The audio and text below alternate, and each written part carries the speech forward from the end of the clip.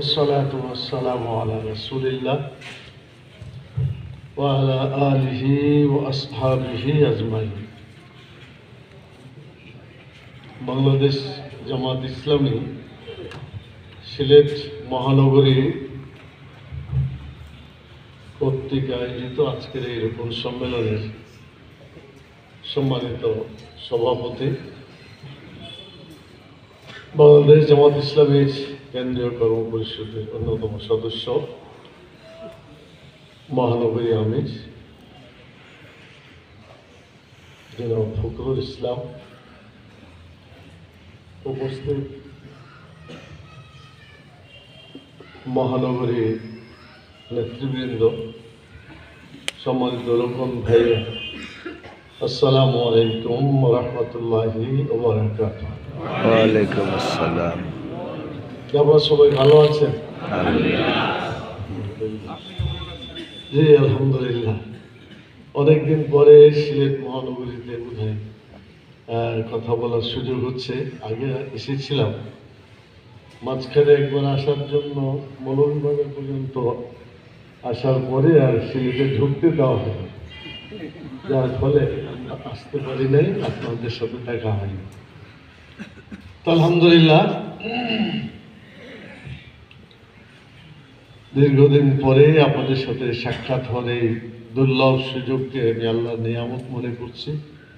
আল্লাহ তাআলা আমাদের আজকের এই রোপণ সম্মেলনকে কবুল করুন, কাল কিয়ামতের নাজাতের ওসিলা হিসেবে আল্লাহ কবুল করুন। সম্মানিত ভাইরা, আল্লাহ তাআলা সূরা কাসাসের ৭৭ নম্বর আয়াতে আল্লাহ বলছেন, ওয়াবতাগি ফীমা আতাকাল্লাহু দারাল আখিরাহ, তোমাদেরকে যে নিয়ামত আমি দিয়েছি,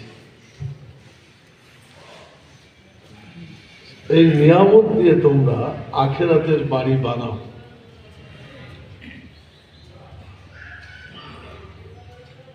সম্পূর্ণ বিপরীতভাবে আমরা দুনিয়ার বাড়ি বানানোর জন্য খুবই পেরেশান, কিন্তু আখিরাতের বাড়ি বানানোর বিষয়টি আমরা চিন্তা করি নাই। যদি চিন্তা করতাম তাহলে সেই বাড়ির পিছনেই আমরা সবকিছু বিনিয়োগ করতাম। আমি যে বাড়ি বানাইলাম সেই বাড়িতে তো থাকতে পারবো না, এই বাড়ি রেখে দিয়ে চলে যেতে হবে। আমি যেখানে যাব, যেখানে থাকতে হবে, সেখানে কি করলাম? বাড়ি বানানো সম্পর্কে হাদিসের দুটা হাদিস খুব সহজেই আপনারা জানবেন, আপনারা নিজেরাও জানেন। একটাতে বলা হয়েছে যে মান বানা মসজিদা, যে ব্যক্তি মসজিদ বানায় লিল্লাহ, আল্লাহর জন্য, বানাল্লাহু লাহু বাইতান ফিল জান্নাহ আও কামা ক্বালা রাসূলুল্লাহ সাল্লাল্লাহু আলাইহি ওয়াসাল্লাম, সে যেন জান্নাতে বাড়ি হয়।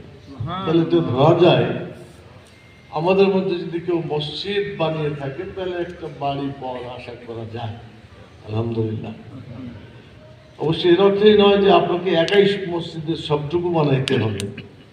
আপনি যতটুকু আপনার পক্ষে সম্ভব, মাসতাতাতুম, আল্লাহ তাআলার পরিভাষা হচ্ছে মাসতাতাতুম, তোমার সাধ্য মতো যা আছে, এই সাধ্য মতো যে বানাইলে পরে আল্লাহ তাআলা। আপনারা কি মসজিদ বানাইছেন বলে মনে হয়? ইনশাআল্লাহ অংশগ্রহণ করেছেন, দেখ আলহামদুলিল্লাহ, ওটাতেও যদি কাজ হয় আলহামদুলিল্লাহ। তবে বাড়ির পিছনে যে টাকা খরচ করছি, মসজিদের পিছনে তো সে টাকা খরচ করি। যে বাড়ি আমার নয় সে বাড়ির পিছনে অনেক টাকা, আর যেটা আমার বাড়ি হোক তার জন্য অতটুকু পরিমাণ টাকা তো খাটাই না। দেখার বিষয় কিন্তু এতটুকু। আরেকটা হাদিস পাওয়া যায়, যদি কারো আপনজন মারা যায় এবং সে যদি ইন্না লিল্লাহ বলে এবং আল্লাহর প্রশংসা করে এবং সবর করে, তিনটে কথা, তাহলে আল্লাহ তাআলা ফেরেশতাকে বলবেন যে তুমি এই লোকটার জন্য জান্নাতে একটা বাড়ি বানাও, আর এই বাড়িটার নামও লিখে দাও যাতে ওর ঠিক মতো এসে চিনতে পারে, জানতে পারে। সেই বাড়িটার নাম হবে বাইতুল হামদ। বলেন কি হবে? প্রশংসার ঘর। তাহলে এটা একটা সুযোগ আছে। মারা গেলে দেখেন তিনটে কথা আছে। ইন্না লিল্লাহ তো পড়েনি, এটা ঠিক আছে, কিন্তু আল্লাহর প্রশংসা কি করি? না, এটা কিন্তু করি। হাদিসে কিন্তু প্রশংসার কথা আছে। অবশ্য প্রচলিত ভাষায় মনে হবে যে মানুষ মরল আর আলহামদুলিল্লাহ পড়বে। পড়ার কথা তো আল্লাহ আগে বলেছেন যে এটা মানে মুসিবত যখন আসে তখন ক্বালু ইন্না লিল্লাহি, এটা তো আল্লাহ বলে দিয়েছেন, এটা তো আর কোনো ব্যাপার নেই। কিন্তু আল্লাহর প্রশংসা করার কথা এই হাদিসে বলা হয়েছে। ইসলামী চিন্তাবিদ যারা এর ব্যাপারে গবেষণা করেছেন তারা বলেন যে প্রশংসার জন্য করা উচিত। মানুষ দুনিয়াতে আসলে তো হাসে, আর দুনিয়া থেকে বিদায় হলে কাঁদে, এটা ন্যাচারাল। কিন্তু দুনিয়া থেকে যদি না যেত, এখানে থেকে যেত, কি অবস্থাটা? What will be the result? আপনার বাসায় আপনার দাদার দাদা বেঁচে আছে, এতগুলা লোক যখন, বয়স্ক লোক বেঁচে থাকলে আপনার কি অবস্থাটা হয়েছে? আজকে পিতা মাতা অসহায় অবস্থায় যখন শেষ থেকে চলে যায়, বিছানায় প্রস্রাব পায়খানা ইত্যাদি করে, তখন নিজের ছেলেও আপনজনও তার কাছে যেতে চায় না, দুর্গন্ধে পালিয়ে চলে আসে। আল্লাহ তাআলা দয়া করে মেহেরবানি করে আমাদেরকে যে দুনিয়াতে পাঠানোর একটা নিয়ম করেছেন, আবার তার কাছে ফিরিয়ে নেওয়ার যে একটা নিয়ম করেছেন, আলহামদুলিল্লাহ। আলহামদুলিল্লাহ। খুব চিন্তা করলে দেখবেন এর চেয়ে সাইন্টিফিক আর কিছু হতে পারে না। আলহামদুলিল্লাহ। মৃত্যু ছিল বলেই দুনিয়াটা আমরা খুব স্বাভাবিকভাবে চলাফেরা করতে পারছি, কিন্তু মৃত্যু যদি না থাকতো, আমরতো, কি অবস্থাটা? তো যাই হোক, এই দুটো হাদিসে পাওয়া যাচ্ছে যে যদি কেউ, শেষের হাদিস এটা, যেটা দুটার দ্বিতীয় হাদিসটা বলছি, ইন্না লিল্লাহ পড়বেন, তারপরে আল্লাহর প্রশংসা করবেন, আলহামদুলিল্লাহ, আল্লাহ যে সিদ্ধান্ত নিয়েছেন মানে এটাই হচ্ছে সঠিক সিদ্ধান্ত, যথাযথ, অ্যাপ্রোপ্রিয়েট।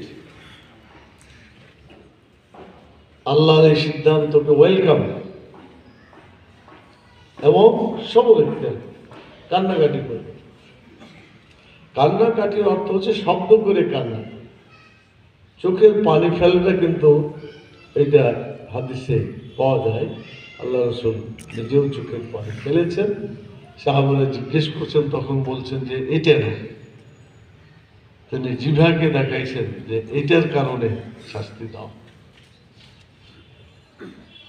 এখন এই দুটা বাদে আল্লাহর আখিরাতের ঘর বানানোর জন্য মূল কাজ হচ্ছে আল্লাহ যে সমস্ত কথা বলেছেন তার প্রতিটি কথা আমি আমার জীবনে, ব্যক্তি, পরিবার, সমাজ এবং রাষ্ট্র, এই সব ক্ষেত্রে যদি আমরা এটাকে বাস্তবায়ন করতে পারি, আল্লাহ যা বলেছেন, ব্যক্তির জন্য আল্লাহ বলেছেন, পরিবারের জন্য আল্লাহ বলেছেন, সমাজের জন্য আল্লাহ বলেছেন, রাষ্ট্রের জন্য বলেছেন, আল্লাহর বলা কথাগুলো, আল্লাহর বলা নির্দেশগুলো, মা আতাকুমুর রাসূল ফাখুযুহু ওয়া মা নাহাকুম আনহু ফান্তাহু, রাসূল তোমাদেরকে যা দেন তা তোমরা করো, তা ধরো, তার এটাকে বাস্তবায়ন করো।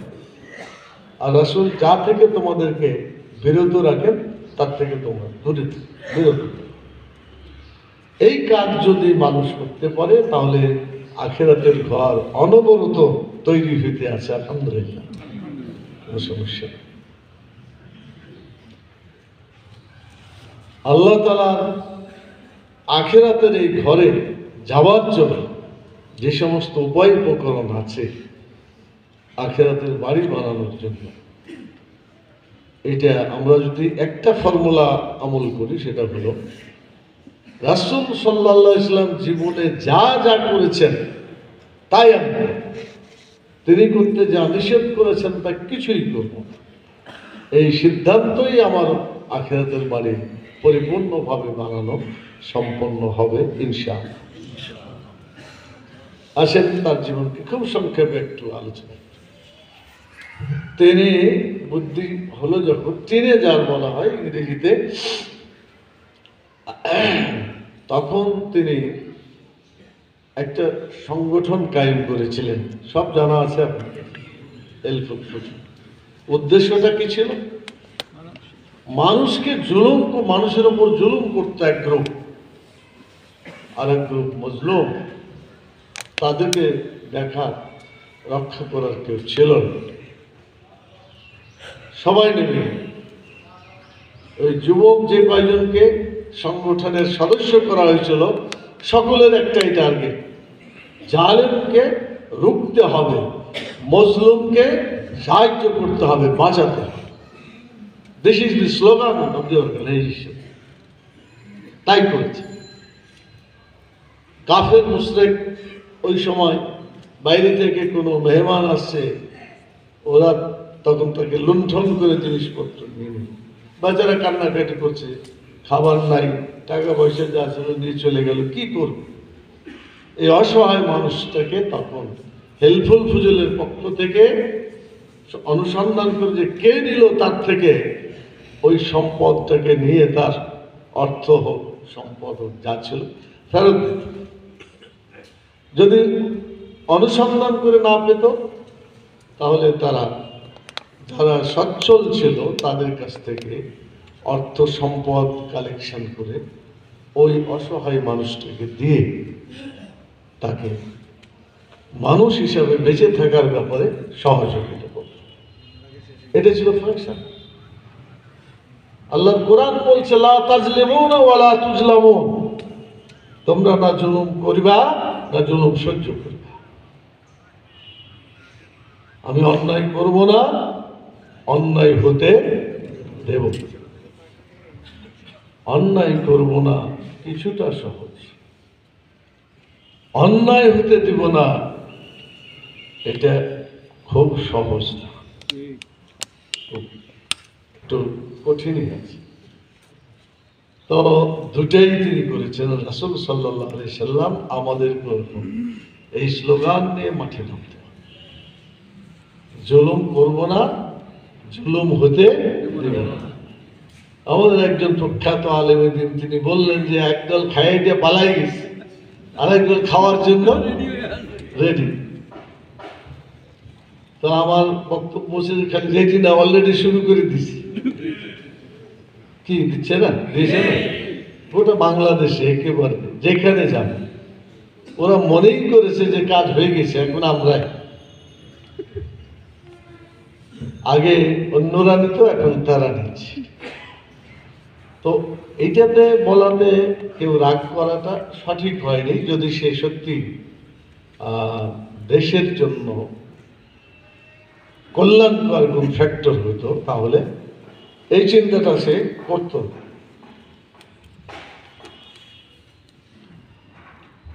তাহলে এটা করতে পারত না, বরং এটাই বলতো যেখানে এরকম জালেম আছে, এরকম চাঁদাবাজ আছে, দুর্নীতিবাজ আছে, ছিনতাইকারী আছে, চোর আছে, ডাকাত আছে, জেনাকার আছে, এদেরকে দল থেকে বহিষ্কার করতে। এটাই হচ্ছে মানবতার কথা। আর খেপে যাওয়াটা এটা বিপরীত, বরং কিছুটা আত্মস্বীকৃতি দেওয়া।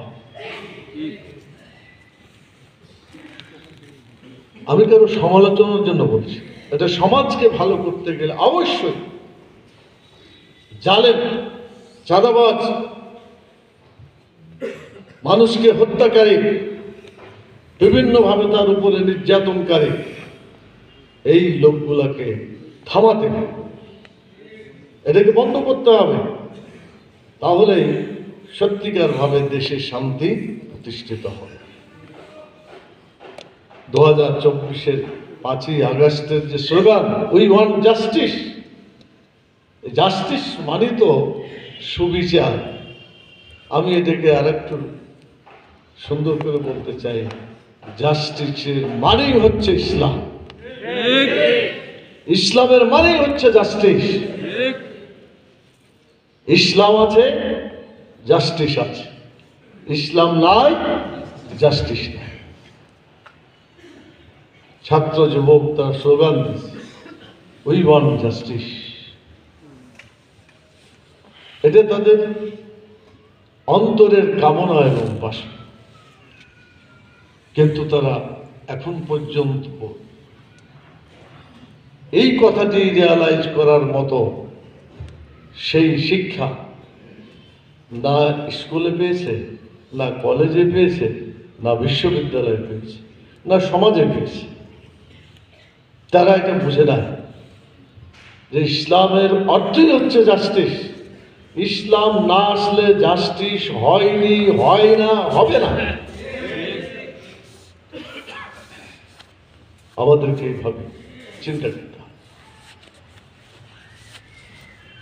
তো সেজন্য আমরা 71 সালে দেখলাম একটা ভূখণ্ড পেলাম, একটা পতাকা পেলাম স্বাধীন,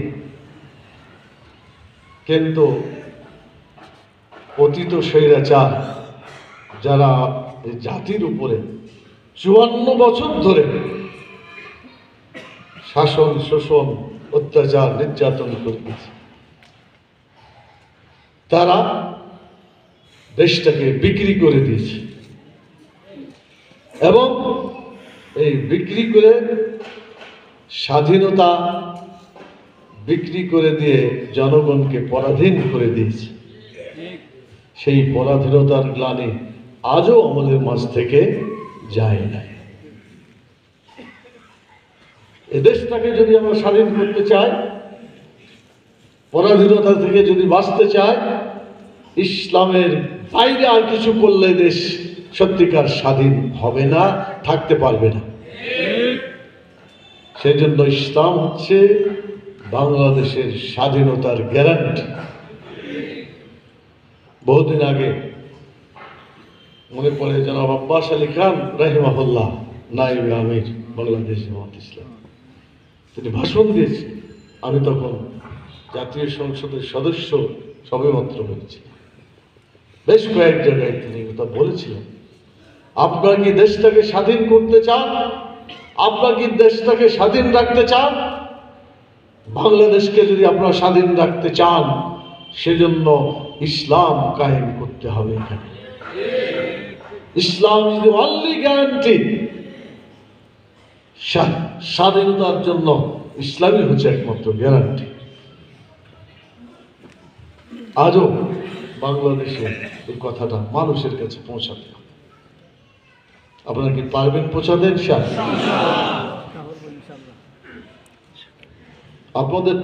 আমাদের তকদির ভালো, কপাল ভালো যে আমরা রোকন হয়েছি। রোকন হওয়ার কারণে অন্তত বছরে 5-6 বার না হলে 7-8 বার ভালো ভালো বক্তৃতা আমির জামাত থেকে শুরু করে নির্বাহী পর্যন্ত অঞ্চল দায়িত্বশীল অনেকের কথাবার্তা আমরা শুনতে পাই। কিন্তু সাধারণ মানুষ কি এত পায়? আপনাদের এই কথাগুলো সাধারণ মানুষকে যদি শোনানো যেত, অনেক বরকত হইত। আপনারা বলবেন যে আমাদেরকে শুনিয়ে কোনো বরকত হচ্ছে না। বরকত হচ্ছে, তবে গতি কম, পরিমাণ কম। আমার সাথে কি একমত আপনারা? একটা কাজ হইতো, যদি একটা বক্তৃতা শোনার পরে এই বক্তৃতা আপনার গোটা এলাকায় আপনি শোনায় আসতেন নিজে, যে যা শুনলাম এইটা আগে বইলে ঠিক করি, সবাইকে এই বক্তব্য দিয়ে উদ্বুদ্ধ করি, তাহলে বোধহয় গতির পরিমাণ বাড়ত। হযরত আব্দুল্লাহ ইবনে ওমর রাদিয়াল্লাহু তাআলা আনহু সূরা বাকারা পড়েছিলেন কত বছরে? 8 মনে বছর। নাই? কয় বছর? 12 বছর। তো উনি কি আরবি পড়তে জানতেন না? 12 বছর লাগলো। 8 জানতেন। উনি যা শিখছেন ওটাকে নিজে বাস্তবায়ন করে ইতমিনান হয়েছে যে আমি হক আদায় করেছি। দেন নেক্সট সূরাতে সূরা আল ইমরানে তিনি গেছেন। তা আমরা যদি এরকম হইতাম, আমাদেরও কোরআন হাদিস যদি পড়ার পরে বাস্তবায়ন তারপরে অগ্রসর, তাহলে আমাদের গতি অনেক দূরে এগিয়ে যেত। কি কথা ঠিক কিনা বলেন? তাহলে এখন শুরু করবেন? পাস্ট ইজ পাস্ট, যা হয়েছে হয়েছে। এখন থেকে যা শিখব তা নিজে বাস্তবায়ন করে তারপরে অগ্রসর হব ইনশাআল্লাহ। এটা হচ্ছে আমাদের মানব নেতা।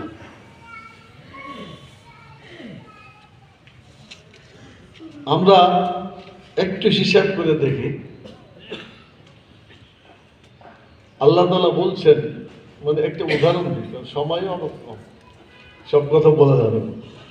তো নামাজ সালাতটা দিয়ে শুরু করি। আল্লাহ কোরআনে বলছে ফাসল্লে, তুমি নামাজ পড়ো। আচ্ছা, আর একটু বলে এগিয়ে যে বলছেন আকিমুস সালাত, বলছে না?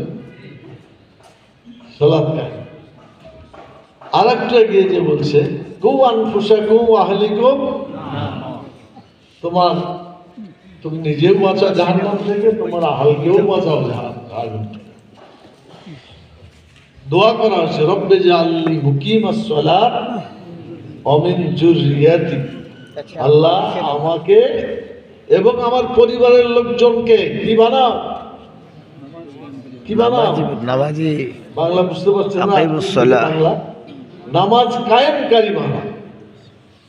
নামাজ কায়েমের জন্য খালি আমি একা ঘুরবো না, আমার ছেলেটাও ঘুরবে, আল্লাহ। আমার মেয়েটা মেয়েদের মধ্যে ঘুরবে, আমার ভাই ঘুরবে, আমার বোন ঘুরবে, আমার স্ত্রী ঘুরবে, মহিলারা মহিলাদের ক্ষেত্রে, পুরুষ পুরুষের ক্ষেত্রে। তাহলে নামাজ কায়েম করে। তো বলেন তো আপনার বাড়িতে, আপনি তো নামাজের জন্য অনেক বলেন, আপনার সব ছেলে মেয়ে স্ত্রী যারা পরিবারের সদস্য বলে এভাবে ঘুরে আপনার মতো? ইনশাআল্লাহ। কার কার ঘুরে একটু হাত উঠান তো দেখি, যে আমার পরিবারের যে কয়জন নিয়ে আমি চলি সবাই ঘুরে। হাতের সংখ্যা অনেক কম, খুঁজে পাওয়া যাচ্ছে কম। আমাদেরকে এটা করতে হবে। প্রত্যেকের বাড়িতে যত সদস্য আছে তত নামাজ কায়েমকারী লোক থাকতে হবে সেখানে। এই দাওয়াতি কাজের অভাবে সমাজ বেশি আগাইতে পারে না। দাওয়াত যত বেশি হবে জনগণ তত এগিয়ে আসবে, এটাই তো নিয়ম। আল্লাহ তাআলা দুনিয়ার মধ্যে সবচেয়ে শ্রেষ্ঠ কাজ কি বলেছেন? কোন কাজকে বলেছেন? নামাজ। ومن أحسن قولا ممن دعا ইলা إلى আল্লাহ। الله وعمل صالحا وقال إنني من المسلمين। তিনটা কথা বলেছে। তার কথার চাইতে কার কথা উত্তম হবে যে মানুষকে আল্লাহর দিকে ডাকে? নাম্বার 1 وعمل صالحا, ভালো কাজ করে। ওই যে আগের কথা যেটা বললাম, যা পড়েছি তা বাস্তবায়ন করেছি, এরকম। আর ঘোষণা দেবে আমি মুসলমান, মানে ভয় করবে না, আমি আল্লাহর গোলাম, আমি আল্লাহর আইন নিজে মানি, আমার বাড়িতে আমি চালু করেছি, আমার সমাজে আমি চালু করব, আমার রাষ্ট্রে আমি চালু করব। হয় এটা চালু করবো না হয় আমার জীবন চলে যাবে, এটা হবে শপথ। রাসূল সাল্লাল্লাহু আলাইহি সাল্লামকে যখন তার চাচা চাপের কারণে বলল যে ভাতিজা একটু চিন্তা করো, চাপটা খুব বড় হয়ে যাচ্ছে, কি করা যায়? রাসূল সাল্লাল্লাহু আলাইহি সাল্লাম বুঝলেন চাচা তো মনে হচ্ছে একটু থামতে বলছে, একটু ব্রেক করতে বলছি। মুহাম্মদ রাসূলুল্লাহ সাল্লাল্লাহু আলাইহি সাল্লাম কি বলেছিলেন? তিনি বলেছিলেন এক হাতে যদি সূর্য আর এক হাতে যদি চাঁদ এনে দাও তবুও আমার এই মিশন থেকে, লা ইলাহা ইল্লাল্লাহ এই বিপ্লবী ঘোষণা থেকে, এদিকে বাস্তবায়ন করা থেকে আমি এক মুহূর্তের জন্য সরে যাব না। আমি এটা করবই, হয় আমি বিজয় লাভ করব, না হয় আমি শহীদ হয়ে যাব। বলছিলেন কিনা? এটাকে আমরা বলতে পারছি? ইনশাআল্লাহ পারছি। এখন পারতে হবে, একেবারে চূড়ান্ত ভাবে সিদ্ধান্ত নিতে হবে। যে কালেমা ঘোষণা দিয়েছে এই কালেমা এখানে বিজয়ী করবো ইনশাআল্লাহ। এতে যদি আমার জীবন চলে যায়, যাবে, কোনো পরোয়া নেই। এই শপথ সিদ্ধান্ত নিয়ে যদি আমরা আগাতে পারি, এরকম হিসাবে যে কাজ, যে দায়িত্ব পালন হবে বলে আমি ব্যক্তিগতভাবে মনে করি। আমি নিজেও এর হক আদায় করতে পারি না। মাঝে মাঝেই মনে হয় আজকেই তো আল্লাহ তাআলা নিয়ে নিতে পারেন, কি জবাব দেবো আল্লাহ তাআলা? এটাই তো নিয়ম। সকালে থাকবেন, বিকালে নাই, বিকালে আছি, সকালে না, এটাই তো হচ্ছে আমি। কিন্তু আমাদের মন যেন এটা মানতেই চায় না, স্বীকার করতেই চায় না, অনুভূতি মনের মধ্যে আসতেই চায় না। কালকে এটা করবো, এত তারিখে এটা করবো, ওখানে যাবো, সে অনেক পরিকল্পনা, কিন্তু মৃত্যু যে সামনেই, এখনই, এইটা আমাদের মনে হয় এখনই আমি মরে যাচ্ছি, এখনই আল্লাহর কাছে যাচ্ছি। এই যতটা যান, তিনি সবচাইতে ভালো রোপণ হতে পারবেন, তিনি সবচেয়ে ভালো মুসলমান হতে পারবেন। মুহাম্মদ রাসূলুল্লাহ সাল্লাল্লাহু আলাইহি ওয়াসাল্লাম আকাশে মেঘ উঠত, অনেক লোক তো মেঘ পেলে খুশি। কোরআন মাজিদও অনেক জাতির কথা বলা হয়েছে, খুশির চোটে সে তারা এগিয়ে যেত। উপত্যকার দিক থেকে মেঘ আসছে, পানি পেলে ওরা খুব খুশি। রাসূল সাল্লাল্লাহু আলাইহি ওয়াসাল্লাম বলছিলেন, হইতে পারে এটা সেই আযাব যে আযাব অতীতে এসেছিল। এই জন্য আকাশে মেঘ দেখলে রাসূল সাল্লাল্লাহু আলাইহি ওয়াসাল্লামের চেহারা পরিবর্তন হয়ে যেত। আমাদেরকে অনুভূতির মাধ্যমে যদি ইসলামের পথে আমাদের কাজকে ভালোভাবে করতে পারি, এটা বিরাট লাভ হয়। কর্মীর 5টা গুণ আপনারা এখন নিশ্চয়ই জানেন, আগে 4টা ছিল, এখন 5টা। কি গুণ? রিপোর্ট রাখবেন, কোরআন হাদিস পড়বেন, লিখে দেবেন। আমি আবার কর্মীতে চলে গেলাম। আমি তো মনে করি যে রোপণের চাইতে 5টা কাজ এটা অনেক ভালো। কি বলেন? এই কাজটাই তো রোপণদের কাজ ছিল, এটা স্ট্যান্ডার্ড হবে অনেক ভালো। কোরআন হাদিস পড়া, ব্যক্তিগত রিপোর্ট রাখা, নিয়মিত যাতে হয়, ফরজ ওয়াজিবগুলো। এরপরে সাপ্তাহিক বৈঠকগুলো যাতে ঠিক মতো হয়। রোপণ হওয়ার পরে বোধহয় আর সাপ্তাহিক বৈঠক হয় না, এখন মাসিক বৈঠকে চলে গেছে। আপনারা কয়টা বৈঠক করেন মাসে? 5টা। 4টা। আচ্ছা, গত মাস ছিল কি মাস? ডিসেম্বরে 4টা বৈঠক হয়েছে আপনার, কমপক্ষে 4টা করেছেন। বেশি তো হওয়ার কথা অনেক, তারপরও 4টা বৈঠক করছেন মাসে। হাত উঠান তো। আপনার গত মাসে 4টা বৈঠক হয়েছে। দেখেন অবস্থা। আমাদের মহানগরে আমি ফখরুল ইসলাম দেখার জন্য অনুরোধ করছি। এর মানে কিটা? আপনার 4টা বৈঠক তো এটা একটা রুটিন কথা, কিন্তু আপনার জন্য দাওয়াতি বৈঠক, আপনার জন্য পারিবারিক বৈঠক, আপনার জন্য আরো অনেক বৈঠক আছে, দায়িত্বশীল বৈঠক ইত্যাদি অনেক কিছু মিললে আমার তো মনে হয় যে বৈঠকের পরিমাণটা গুণে শেষ করে যাবে না। যারা দায়িত্বশীল, আমরা এখানে মহানগরী আমির বা এই যারা কর্ম পরিষদে আছে, তাদের বৈঠক কি 4টা? অনেক হবে। তো রোপণ ভাইরা শুধু 4টা করবেন না, আপনারা কিছু বাড়ান, দাওয়াতি কাজ করেন, দাওয়াতি ইউনিট করে ফেলেন, এটা তো কেউ মানা করবে না। বৈঠক করবেন, বৈঠক করলে লাভটা আল্লাহ রহমত নাজিল, ফেরেশতা দোয়া করবেন, আল্লাহুম্মা গফির লাহু ওয়ারহামহু, আল্লাহ লোকটাকে তুমি মাফ করে দাও, লোকটাকে তুমি দয়া করো, রহমত। ফেরেশতার দোয়া পাইলে ভালো লাগে না? মানুষের দোয়া কবুল হবে কি হবে না এটা বলা মুশকিল, ফেরেশতার দোয়া তো কবুল হবে, তো এই দোয়া পাবে। তো এইভাবে বৈঠকটা ঠিক করতে পারে, বেশি করে। পারিবারিক বৈঠক হলে তাও তো 4টা বৈঠক করা যায় না, যায় না? তাইলে এমনি বৈঠক 4টা, পারিবারিক বৈঠক 4টা, 8টা হইতে পারে, কিন্তু তার বললে পরে বোধহয় হবে না, আরো হাত কমে যাবে। তো আপনার বৈঠকের সংখ্যা বাড়াবেন, নাকি ডাকলে বৈঠক হবে, না ডাকলে বৈঠক হবে না? মানে আপনি যাতে মনে হচ্ছে একটা ট্রেনের বগি, ট্রেন আর বগি আছে না, ইঞ্জিন আর বগি, কে টানে? ইঞ্জিনে টানে, আর বগি কি চালিত হয়। গুড, একজন চালায় আর একজন চালিত হয়। আপনি কি বগি হইতে চান না ইঞ্জিন হইতে চান? অধ্যাপক গোলাম আজম রাহিমাহুল্লাহ, মনে পড়ে আপনার, উনি বলছিলেন না বগি আর ইঞ্জিন। রোকনদেরকে কি বলেছিলেন উনি? আপনারা কি ইঞ্জিন বলেন না? আপনারা কি ইঞ্জিন? টানবেন আপনি, টানেন না তো কিসের ইঞ্জিন? আপনি পড়ে আছেন সারাদিন বসে এক জায়গায়, একটা ইঞ্জিন পড়েই গেছে, টানে না কাপ, ওটা ইঞ্জিন? ওটা বগির থেকেও খারাপ।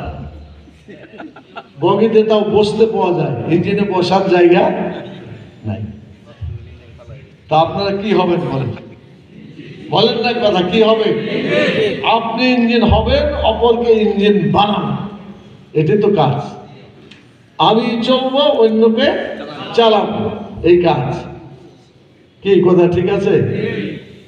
আপনাকে ডাকতে যেতে হবে কেন? নামাজের জন্য ডাকে, বৈঠকের জন্য ডাকে।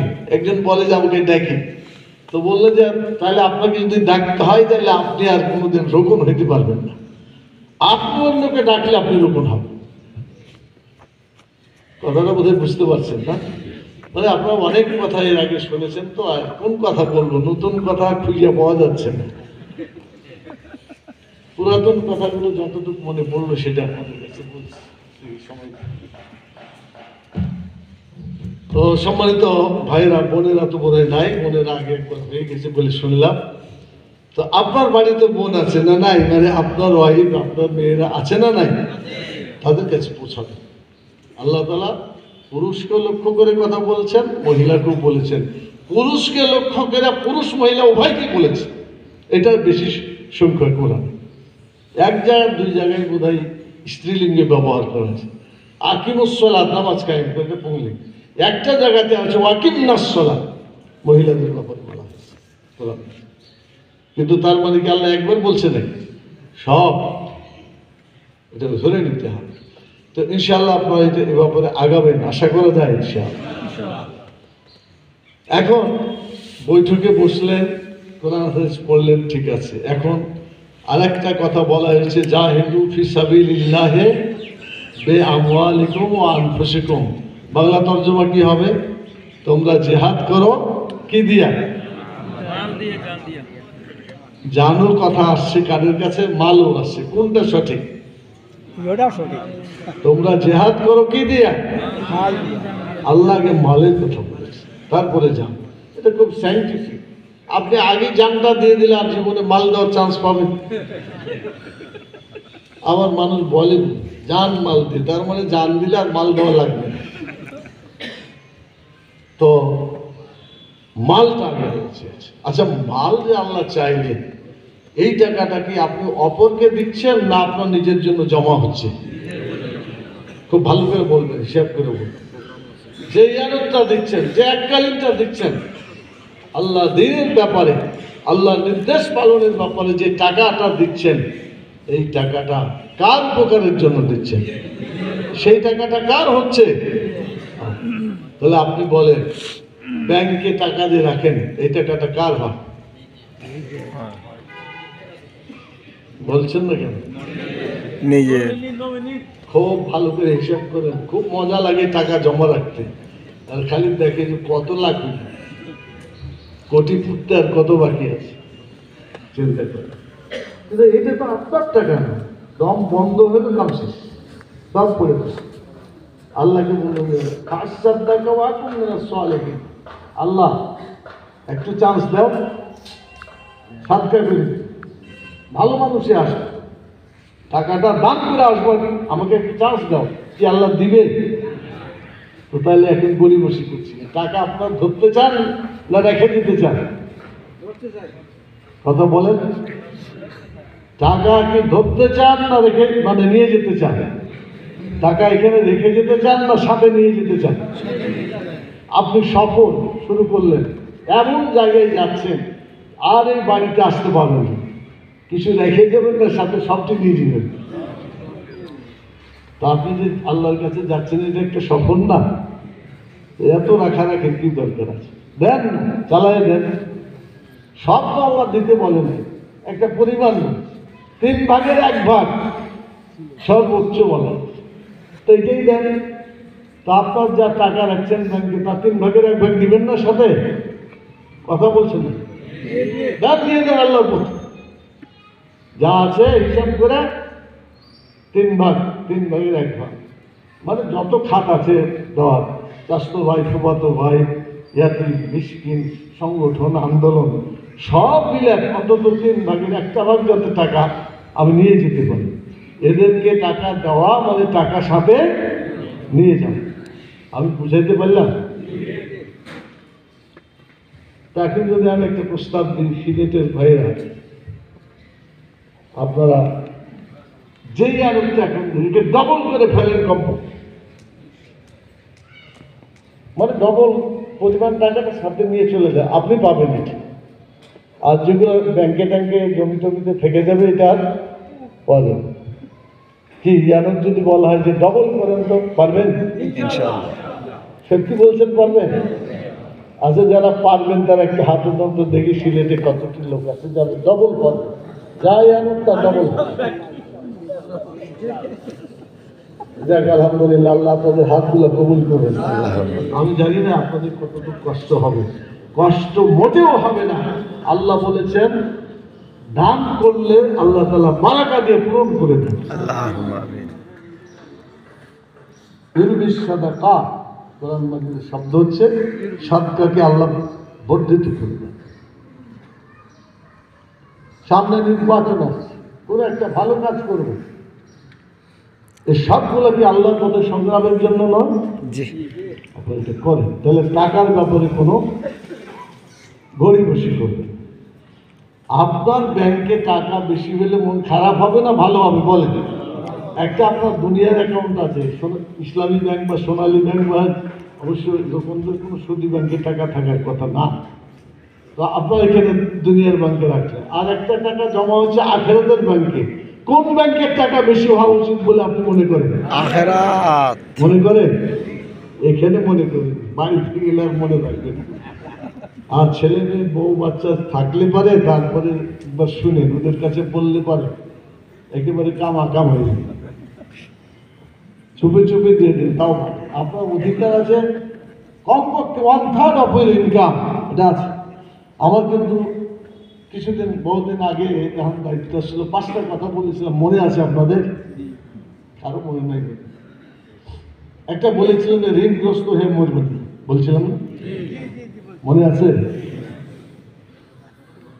সাদকায়ে জারিয়া করবেন যাতে কবরে যা পাইতে পারে, বলছিলাম না? তারপরে বলেছিলাম রক্ত সম্পর্ক ছিন্ন করা যাবে না, মানুষের হক নষ্ট করবেন না, আর মানুষকে মাফ করে দেবেন, তাহলে আল্লাহর মাফ আপনি পাবেন। 5টা কথা মনে পড়ছে এবার? কার কার মনে পড়ছে এবার? হাত উঠান্ত যে শুনছিলাম। তাহলে আমরা এমন অবস্থা, বললে মনে পড়ে, না বললে বাদ, তাইলে কেমন করে হবে? এটা বলতে থাকেন মানুষের কাছে, এই কথাগুলো যদি আরো 100টা লোকের কাছে বলেন, কাজে লাগবে না? লাগবে ইনশাআল্লাহ। তো প্রিয় ভাইরা, আমি কথাকে কনক্লুড করতে চাই যে এরপরে আরো কথা আছে, জান দিয়ে, জানটা তো টোটালটাই আল্লাহ তাআলার কাছে দিতে হবে। আল্লাহ তাআলা বলছে শহীদ হয়ে গেলে বিদায় হিসাবে জান্নাতে যাবে। তবে নিয়তের আবার গোলমাল যাতে না থাকে, নিয়তটা শুধুমাত্র আল্লাহকে খুশি করার জন্য, তাহলে কিন্তু শহীদ হবে, বিদায় হিসেবে জান্নাতে চলে যাবে। সে যদি নিয়ত করে যে আল্লাহ আমি শহীদ হব, আর শহীদ যদি বাস্তবে নাও হইতে পারে, কিন্তু নিয়ত করছে আমি শহীদ হব, আল্লাহ রাসূল সাল্লাল্লাহু আলাইহি ওয়াসাল্লাম বলছেন বাল্লাগাল্লাহুল মানাজিল আশ-শাহাদা, আল্লাহ তাআলা তাকে শহীদের মঞ্জিলে পৌঁছায় দিবেন। আলাউ মাতা আলা ফিরাশিহি, বিছানেও যদি সে মারা পড়ে, তারপরেও আল্লাহ তাকে শহীদের মর্যাদা দান করছে। তা আমরা সবাই শহীদ হওয়ার তামান্না আছে না নাই? জি ইনশাআল্লাহ। করতে হবে ইনশাআল্লাহ। আমরা তামান্না যে আল্লাহ শহীদ হিসাবে তুমি আমাদেরকে মর্যাদা দিবে। শহীদ হিসেবে মরতে চাই, শাহাদতের মর্যাদা নিয়ে মরতে চাই। আল্লাহর কাছে এই দোয়াটা করব। আজকে বাংলাদেশের উপদেষ্টা সরকার আসছে। এই উপদেষ্টা সরকারের কাজ ছিল নির্বাচন করি না, তো নির্বাচন করবে, নির্বাচন পরিবেশ যদি না থাকে তো নির্বাচন করে লাভ হবে? এতদিন তো একেবারে কাম শেষ করবি, নির্বাচনের কিচ্ছু না। প্রিজাইডিং অফিসার একে শেষ করে ফেলা হয়েছে, টাকা পয়সা দিয়ে ভয় দিয়ে কি করা হয়, পুলিশ শেষ করে দেওয়া হয়েছে। কোনো নিরপেক্ষতা ছিল না, দলীয় কাজে এমন বিচারক কত কি বলে প্রতিশ্রুতিবদ্ধ, কি শপথবদ্ধ রাজনীতি। তো রাজনীতিবিদে বিচার হয়, তাই করেছে তারা, বিচারের এবং যা করার তাই করেছে। অন্যায়, অত্যাচার, জুলুম, নির্যাতন করেছে। আমাদের কেন্দ্রীয় নেতৃবৃন্দকে বিচারিক হত্যাকাণ্ড তারা করেছে। এগুলা বিচার হতে হবে। বাংলাদেশে যত মানুষকে তারা অন্যায়ভাবে খুন করেছে, মিথ্যা মামলা যতগুলা দিয়েছে, শুধু বিচার হতে হবে তারই না, যে পুলিশ মিথ্যা মামলা রেখেছে তারও বিচার হতে হবে, যে সাক্ষী দিয়েছে তারও বিচার হতে হবে। অন্যায়ভাবে যারা শাসন করেছে, শোষণ করেছে, প্রত্যেকের বিচার হতে হবে। বিচার হওয়ার পরে মানুষের যা অধিকার আছে তা তারা ভোগ করবে। বিচারের আগে কোন অধিকার তাদের স্বীকৃত দেওয়া ঠিক না। গোটা দেশের মানুষ ঐক্যবদ্ধ, বিচার হতে হবে। তারপরে এই জাতিকে ঠিক করার জন্য কর্মসূচি গ্রহণ করতে হবে। সম্মানিত ভাইরা, আমরা তাই বলবো যে সংস্কার করেই নির্বাচন হোক। তবে সংস্কার করতে যায় এটাকে লম্বা করতে করতে অনেক লম্বা, অনির্দিষ্টকাল করা কি ঠিক হবে? একটা নির্দিষ্ট সময় বলতে হবে। এখনো কিন্তু নির্দিষ্ট সময় আমাদের কাছে নাই। নির্দিষ্ট সময়ের মধ্যে একটা ঘোষণা দিতে হবে আর কাজটাও শেষ করতে হবে। দলীয় লোককে নির্বাচন কোনোদিন হয়নি, হবে না। মানে ভালো নির্বাচন হয়। নির্বাচন বলতে যা বোঝায়, নির্দলীয় লোক, নিরপেক্ষ লোক, কেয়ারটেকার সরকার যে ফর্মুলা অধ্যাপক গোলাম আজম রাহিমুল্লাহ দিয়েছিলেন, গোটা জাতি গ্রহণ করেছিল, মাঝখানে ঢিল দিয়েছিল, আবার সবাই একমত হয়েছে, ঠিক কিনা? কেয়ারটেকার কেমন একটা ইস্যু, সারা দুনিয়ার মানুষ এই কেয়ারটেকারকে সম্মান করছে এবং এটা নির্বাচনের জন্য একটা ম্যান্ডেটরি জিনিস হয়ে গেছে সারা দুনিয়া। আরেকটা কথা তিনি অধ্যাপক সাহেব বলে গিয়েছিলেন যে প্রপোর্শনেট ইলেকশনটা দলকে নির্বাচন, মানে ভোট দেওয়া, ব্যক্তিকে না। ওই ব্যক্তিকে করে, যার ফলে ওই নমিনেশন বাণিজ্য করতে দলে সুবিধা পায়, কোটি কোটি টাকা অন্যায়ভাবে নেয়। আর এই কোটি টাকা উপার্জন করার জন্য তারা নির্বাচনের পরে কাজ শুরু করে, কথা ঠিক কিনা?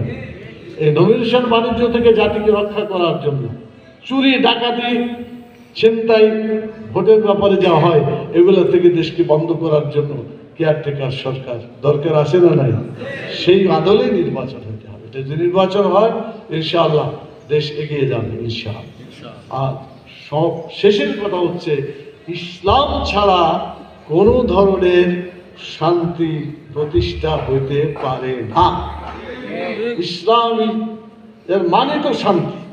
ইসলাম মানে পরিপূর্ণ আত্মসমর্পণ, আল্লাহর আইনের কাছে পরিপূর্ণ হয়ে আত্মসমর্পণ করলেই শান্তি হবে, তাছাড়া শান্তি এখানে আসতে পারে না। বাংলাদেশে সেই ইসলামী জীবন বিধানকে বাস্তবায়ন করার জন্য দল, মত, জাতি, ধর্ম, বর্ণ, এমনকি হিন্দুদের জন্য কোরআনের আইন চালু হলে তারাও শান্তি পাবে, কথা ঠিক কিনা? অতএব একমাত্র গ্যারান্টি ইসলাম, ইসলামী জীবন বিধান। আজকে এটা বাস্তবায়নের সময় এসেছে, সুযোগ এসেছে, মানুষ উপলব্ধি করেছে, মানুষ বলছেও। এতদিন দেখলাম, একেও দেখলাম, অকেও দেখলাম, এবার জামাতকে দেখবো, বলছে কিনা? আলহামদুলিল্লাহ বলেন আলহামদুলিল্লাহ।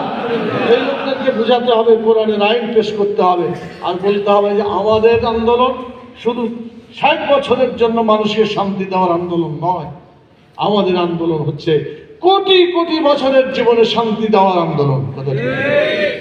অতএব 60 বছরে আরাম পাওয়া আর কোটি কোটি বছরে আরাম পাওয়া কোনটা দরকার?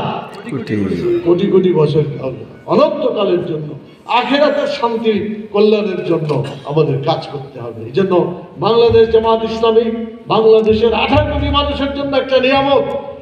এই আন্দোলনে যারা যোগ দিবে, আল্লাহর আইন প্রতিষ্ঠার এই সংগ্রামে যারা যোগ দেবে, তারা দুনিয়াতে যেমন 60 বছরেও আরাম পাবে, কোটি কোটি বছরের জীবন আখিরাতের জীবন সেখানেও আরাম পাবে। কথা ঠিক কিনা বলে?